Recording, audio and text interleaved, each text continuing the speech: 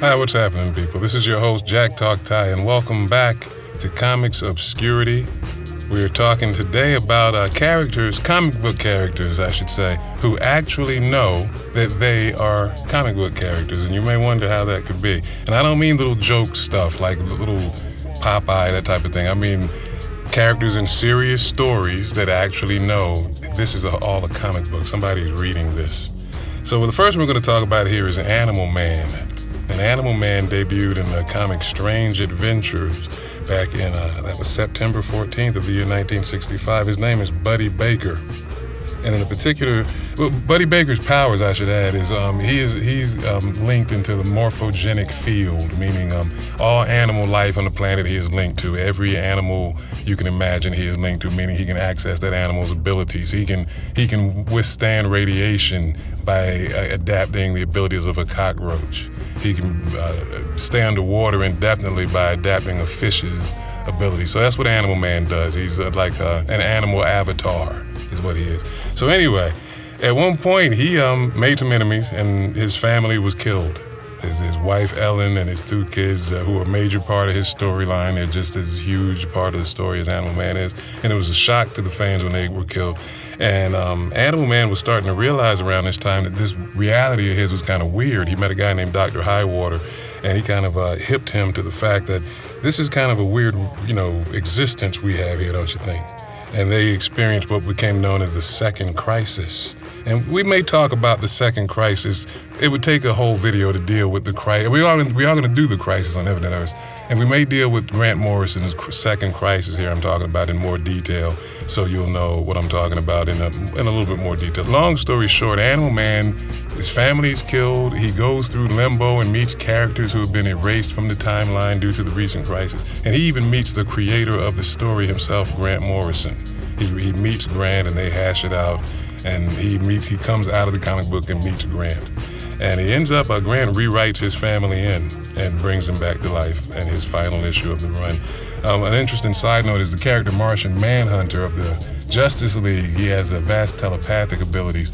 At one point, he had reason to read Animal Man's mind during a whole different storyline a few years after this, and totally unrelated to what I'm talking about with Animal Man.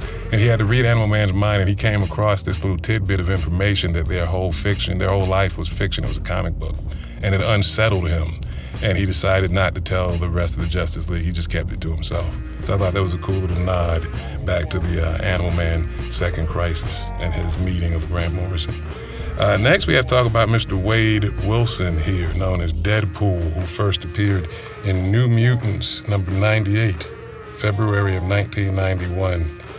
The dawn of the 90s of the comics era, which, what a time it was for comic readers, But at any rate, he's a mercenary. And the thing with Deadpool knows he's in a comic book. He looks out and talks to you, the reader. Now, the question is he just a crazy guy? There's two trains of thought with Deadpool. Is he just a crazy guy who knows he's a superhero and he knows superheroes appear in comic books, so he behaves as though life is a comic book, which includes him talking to himself, which we interpret as him talking to us?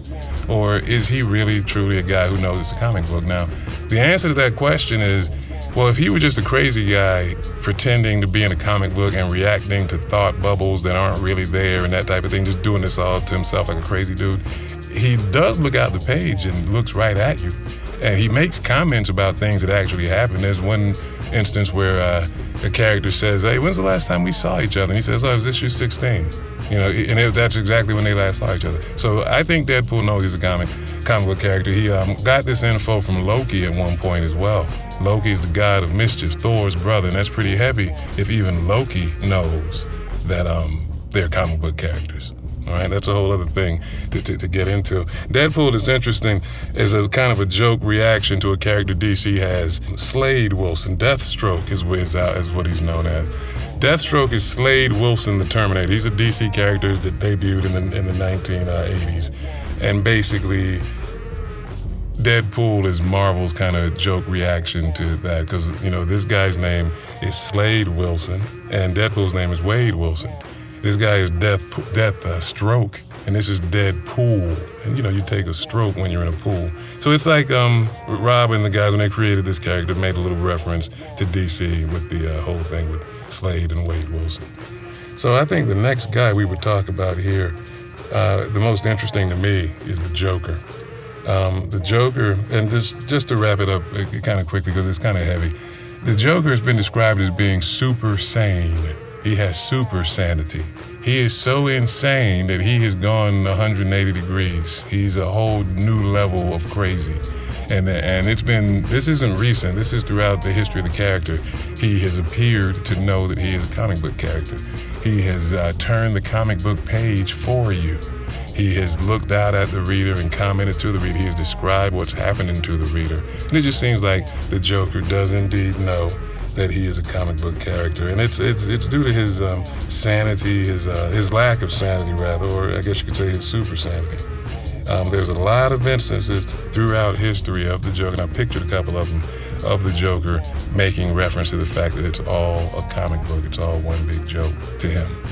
And so these are some characters that are basically aware of what's going on. There's a few others out there. There's She-Hulk, that I guess you could say is kind of aware. She's made reference, and other characters in her book have made reference to being comic book characters.